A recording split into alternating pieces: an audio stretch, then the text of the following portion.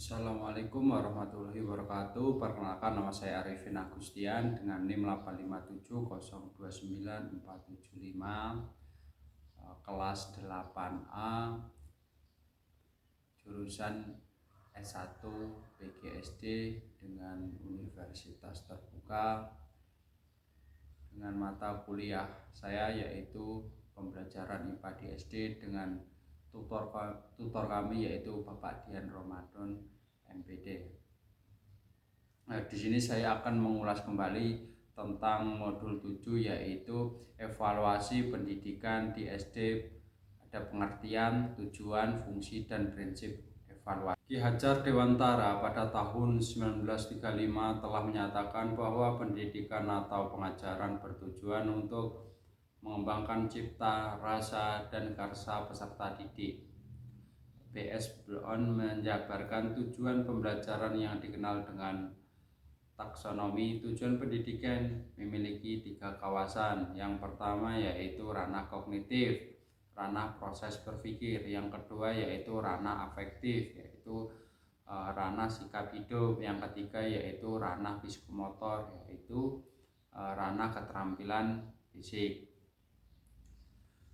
Jenjang tiap ranah itu ada tingkatan. Yang pertama tadi kan kita ranah kognitif, yaitu ranah kognitif ada beberapa yang perlu dinilai, yaitu satu, ranah penilaian. Yang kedua yaitu sintesis. Yang ketiga yaitu analisis. Yang keempat yaitu penerapan. Yang kelima yaitu pemahaman. Yang keenam yaitu ingatan. Yang kedua yaitu ranah afektif. Apa aja yang dinilai? Yaitu yang pertama yaitu menjadi pola hidup. Yang kedua yaitu mengatur diri. Yang ketiga yaitu menghargai. Yang keempat yaitu menanggapi. Dan yang terakhir yaitu menerima. Yang ketiga yaitu ranah psikomotor. Apa aja yang dinilai? Yang pertama yaitu gerak kompleks. Yang kedua yaitu gerak mekanik. Yang ketiga yaitu menirukan. Yang keempat yaitu siap bertindak. Yang terakhir yaitu persepsi. Struktur pembelajaran atau alur perencanaan, yaitu hubungan rencana pelaksanaan pembelajaran dengan proses dan evaluasi digambarkan sebagai berikut. Yang ada rencana pelaksanaan pembelajaran, yaitu proses pembelajaran dan evaluasi.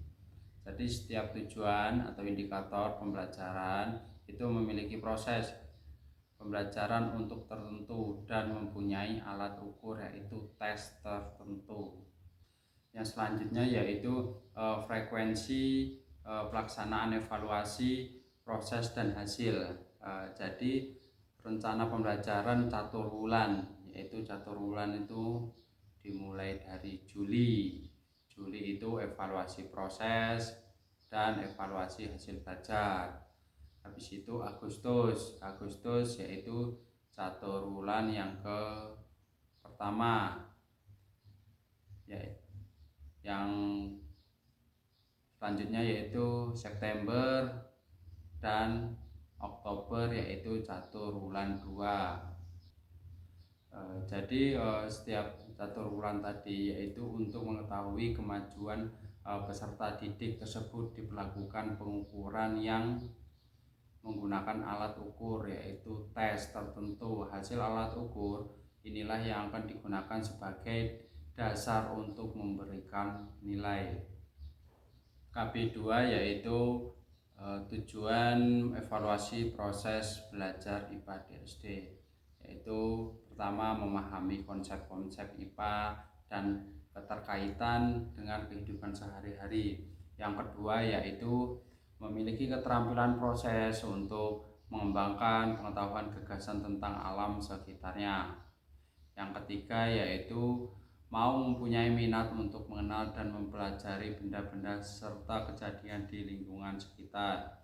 Yang keempat yaitu bersikap ingin tahu, tekun, terbuka, kritis, bertanggung jawab, kerjasama dan mandiri. Yang kelima yaitu mampu menerapkan berbagai konsep IPA untuk menjelaskan gejala-gejala alam dan memecahkan masalah dalam kehidupan sehari-hari. Yang keenam yaitu mampu menggunakan teknologi sederhana yang berguna untuk memecahkan suatu masalah yang ditemukan dalam kehidupan sehari-hari. Yang ketujuh yaitu mengenal dan memupuk rasa ingin tahu alam sekitar sehingga mempunyai kesadaran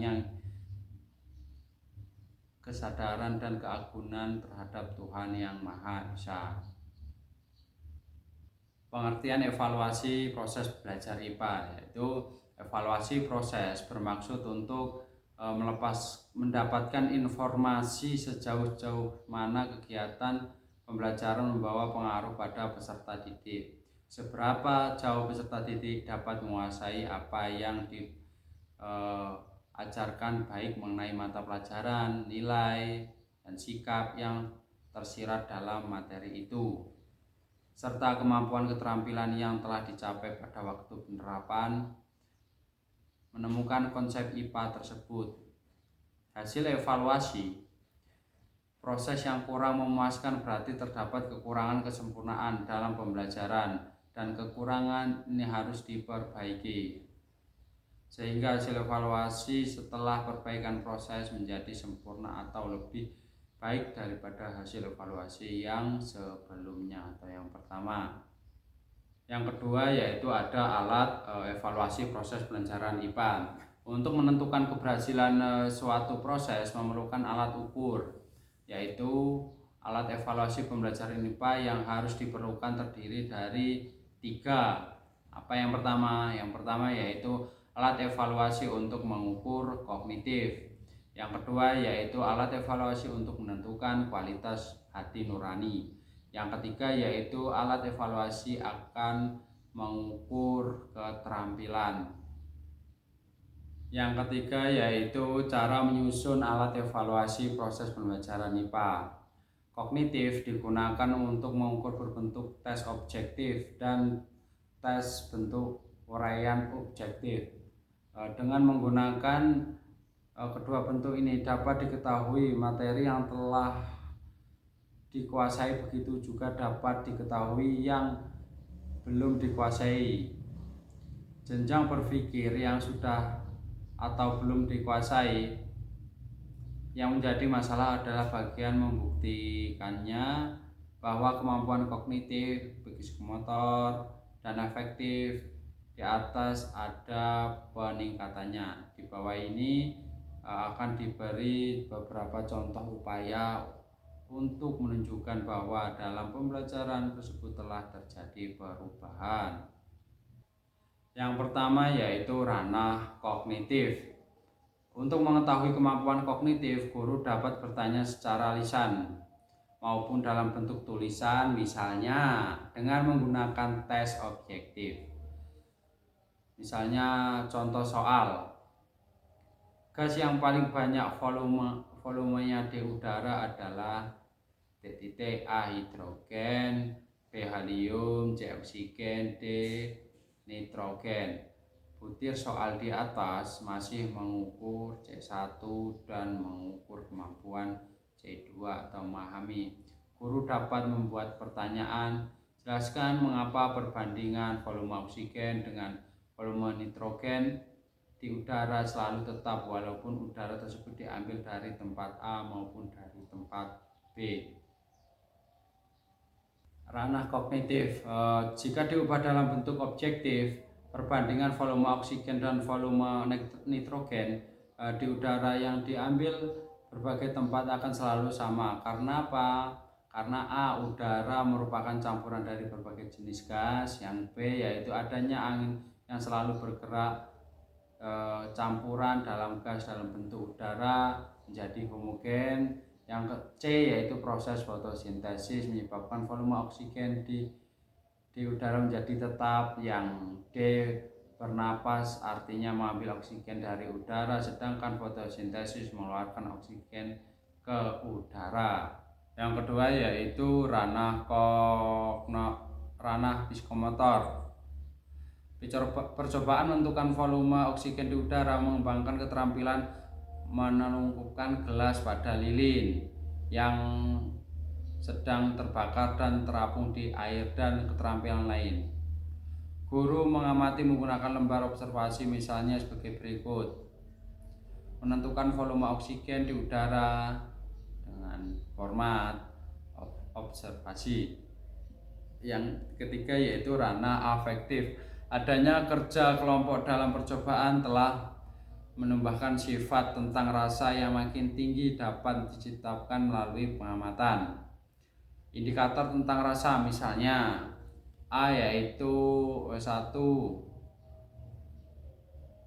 tidak memaksakan kehendak sendiri. Yang B, mau menerima pendapat orang lain. Yang C, tidak mudah tersinggung. Dan D, kesediaan menjalin persahabatan tanpa pamrih.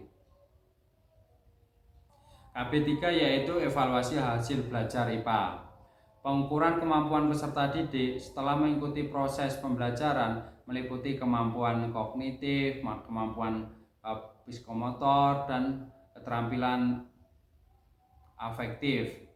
Untuk mengukur kemampuan tersebut diperlukan alat tes yang dapat dipercaya. Yang pertama yaitu tes evaluasi hasil belajar kognitif. Soal kognitif pembelajaran IPA hendaknya memiliki ciri. Yang pertama yaitu cirinya yaitu sesuai dengan materi IPA. Yang kedua yaitu soal memuat unsur C3 dan C4. Artinya apa? Proses berpikir lebih tinggi daripada mengingat. Yang ketiga yaitu konstruksi butir soal harus lengkap rumusan dan selalu berada pada akhir pokok soal. Yang keempat yaitu setiap butir soal tidak tergantung pada butir soal lainnya dan mengukur konsep yang berdiri sendiri. Yang kelima yaitu dalam menyusun soal pilihan ganda, opsi jawaban harus sejenis dan setara. Yang kedua yaitu evaluasi hasil belajar ranah psikomotor. Hasil belajar keterampilan melalui IPA dapat diketahui bahwa observasi cara menyelesaikan masalah atau cara merancang dan melaksanakan kegiatan.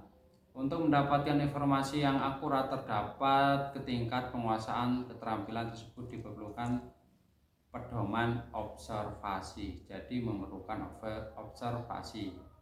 Yang ketiga yaitu ranah nilai hasil pembelajaran ranah efektif. Cara yang biasa digunakan untuk mengukur ranah efektif dalam pembelajaran IPA adalah mengukur skala sikap, yaitu mengisi dan menjawab pertanyaan. Contoh kayak saya lebih senang berteman dengan siswa yang pandai. Itu biasanya kan ada skalanya ya, mengukur. Contohnya sangat setuju, tidak setuju, setuju, semangat, dan tidak setuju, sangat tidak setuju. Biasanya untuk mengukur dalam ranah efektif. Nah, kayak gitu. Jadi semua pembahasan yang saya ulang tadi mungkin cukup sekian. Kalau banyak kesalahan mohon dimaafkan. Mungkin cukup sekian, saya akhiri. Wassalamualaikum warahmatullahi wabarakatuh.